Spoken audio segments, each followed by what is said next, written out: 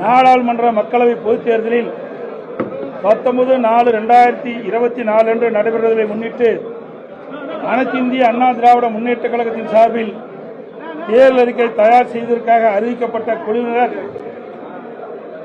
9 மண்டலத்திலும் நேரடியாக சென்று அந்தந்த மண்டலத்திற்கு உட்பட்ட மாவட்ட பகுதியில் வசிக்கின்ற விவசாயிகள், விவசாய சங்கங்கள், விவசாய தொழிலாளர்கள், கைத்தறி சங்கங்கள், மீனவர்கள், அரசு அலுவலர்கள், ஆசிரியர்கள், தொழிற்சங்கங்கள், தொழில் முதலீட்டாளர்கள், சிறு குறு நடுத்தர நிறுவனத்தைச் சேர்ந்த நிறுவனர்கள், வணிகர் சங்கங்கள், வியாபாரிகள், அமைப்புச்சாரா தொழிலாளர்கள், பொதுநல சங்கங்கள், மாணவ மாணவர்கள், பொதுநலன் சார்ந்த அமைப்புகள், இளைஞர்கள், இளம்பெண்கள், விளையாட்டு வீரர்கள், ஜல்லிக்கட்டு அமைப்பாளர்கள், ஜல்லிக்கட்டு வீரர்கள், சுய உதவி குழுவினர், மாற்றுத்திறனாளிகள், திருநங்கைகள் உள்பட அனைத்து தரப்பு மக்களும் தெரிவித்த கோரிக்கைகள் மற்றும் எழுத்துப்பூர்வமாக வழங்கிய மனுக்களை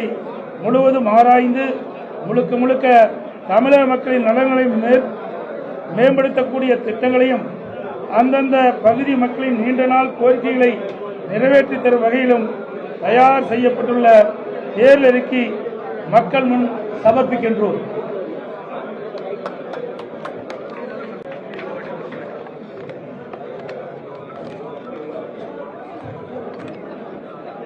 வேற என்னப்பா இருக்குது தம்பி?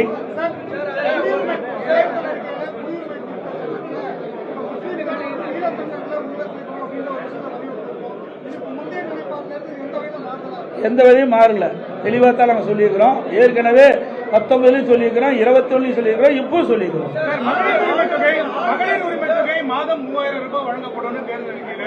மத்திய அரசு வழங்கப்பட வேண்டும் என்று சொல்லியிருக்கிறோம். மத்திய அரசு இது பூராமே மத்திய மாநில அரசு சார்ந்தது. இன்றைக்கு மத்திய அரசும் மாதந்தோறும் மகளிருக்கு மகளிர் உரிமை தொகை 3000 ரூபாய் வழங்கப்பட வேண்டும் என்று நாங்கள் தெரிவிச்சிருக்கோம். மத்திய அரசு வலியுறுத்திருக்கிறோம். இது மத்திய அரசாங்கம் தானே தேர்தல். திமுக ஃபாலோ பண்ணலையே. மக்களுக்கு கொடுப்பதில் யார் கொடுத்தா என்ன? அதாவது மாநில அரசு வரி வசூல் செய்யப்படுகிறது, மத்திய அரசு வரி வசூல் செய்யப்படுகிறது. மத்திய அரசும் இதுல நம்முடைய மாநிலத்திற்கின்ற ஏழை குடும்பத்தை சேர்ந்த தாய்மார்களுக்கு, குடும்ப தலைவர்களுக்கு மாதந்தோறும் 3000 ரூபாய் உதவித்தொகை வழங்க வேண்டும் என்று அறிவிச்சிருக்கிறது.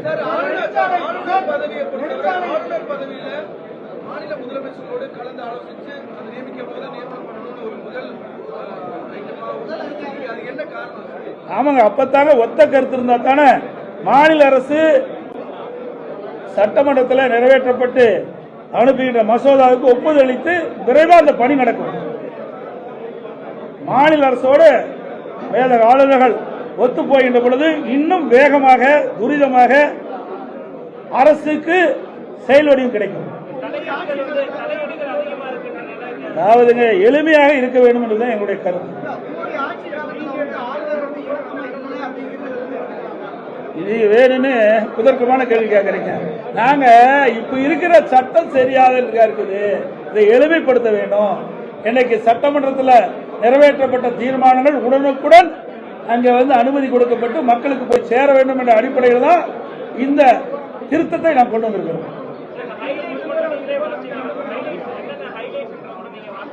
அப்படியா? நிறைய இருக்குது. 133 இருக்குது, 133 இருக்குதுங்க.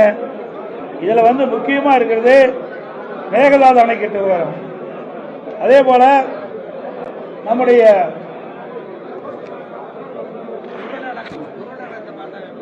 நிறைய இருக்குது, அதுக்காக சொல்றேன். அப்படியா? அதாவது உச்ச நீதிமன்ற கிளை சென்னையில் அமைக்க வேண்டும். அதாவது வழக்காடு மொழியாக முக்கியமானதை மட்டும் சொல்றேன், மீதி எல்லாமே உங்களுக்கு தேர்தல் அறிக்கையில் விளக்கமாக நான் கொடுத்திருக்கிறோம். வழக்காடு மொழி தமிழில் இடம்பெற வேண்டும் என்பது. மகாத்மா காந்தி ஊரக வேலைவாய்ப்பு திட்டம் உறுதி திட்டத்தில் இன்றைக்கு இந்த விடியா திமுக அரசாங்கம் 100 நாளிலிருந்து 150 நாளாக உயர்த்தப்படும் சொன்னாங்க. 2021 சட்டமன்ற பொதுத் தேர்தல் போது அந்த கோரிக்கையை நிறைவேற்றல.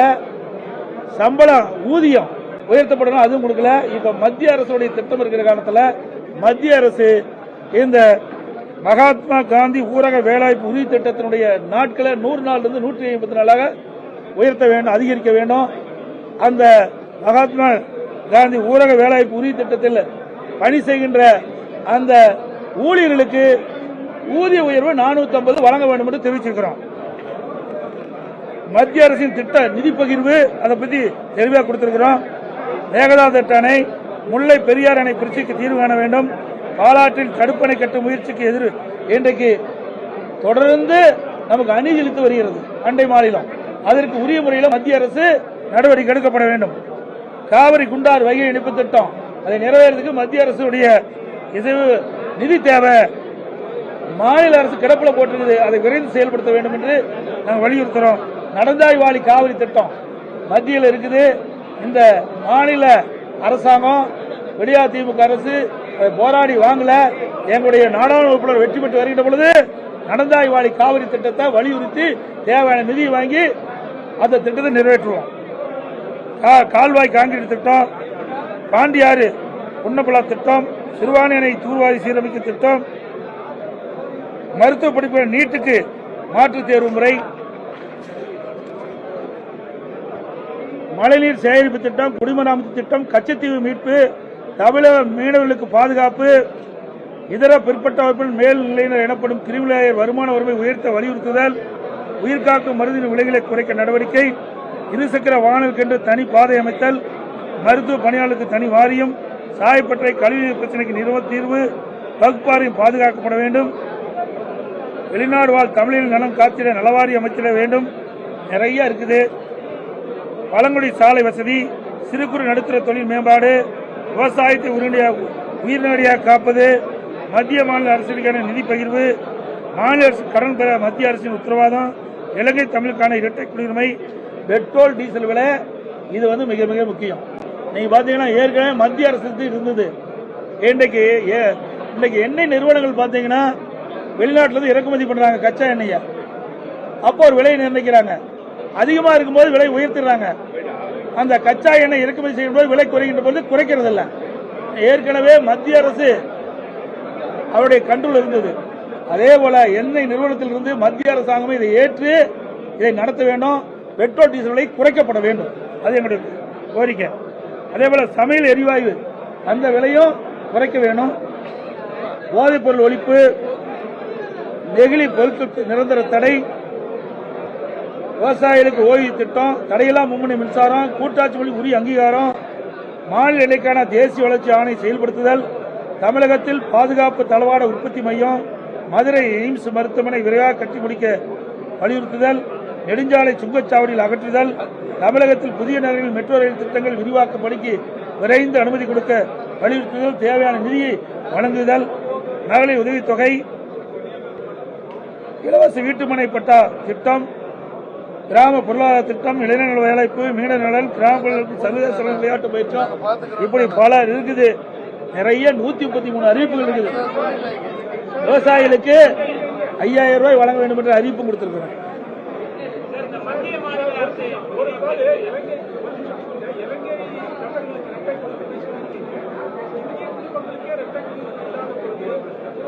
ஏங்க இது மத்திய அரசுக்கு வலியுறுத்தல் என்ன தப்பு கேட்கிறோம். அவைய கோரிக்கை இது 9 மண்டலத்துக்கும் நேரடியாக எங்களுடைய மூத்த தலைமை கழக நிர்வாகிகள் சென்று அவர் கொடுக்கப்பட்ட மனு அதன் அடிப்படையில் தயாரிக்கப்பட்டது. இது மக்களுடைய பிரச்சனை தான். நாங்கள் இதை நான் எங்களுடைய தேர்தல் அறிக்கையில் வெளியிட்டிருக்கிறோம்.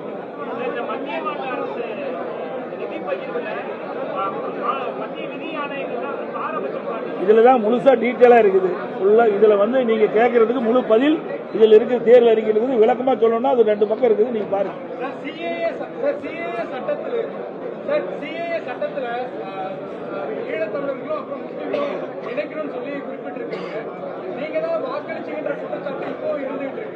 நாங்க அதாவது என்ன பேசுறது நீங்க பார்க்கணும். அதாவது எங்களுடைய நாடாளுமன்ற திரு அன்புராஜா அவர்கள் தெளிவாக பேசியிருக்கிறார். வேற யாருமே பேசல. காங்கிரஸ் கூட பேசல, திமுக கூட பேசல. இந்த சட்டத்தால் என்னென்ன பாதிப்பு ஏற்படும் என்பதையெல்லாம் விளக்கமாக பேசியிருக்கிறோம். அதை நீங்க பாருங்க. 19 வெளியிட்டிருக்கிறோம், 21 வெளியிட்டிருக்கிறோம், இப்போதும் வெளியிட்டிருக்கிறோம். அனைவருக்கும் வணக்கம், நன்றி. பாதகம் செய்பவரை கண்டால் நாம் பயங்கொள்ளலாகாது பாப்பா. மோதி மிதித்து விடு பாப்பா, அவர் முகத்தில் உமிழ்ந்து விடு பாப்பா. அண்மை செய்திகளை உடனுக்குடன் தெரிந்து கொள்ள இணைந்திருங்கள் இயம்நாடு தொலைக்காட்சியுடன்.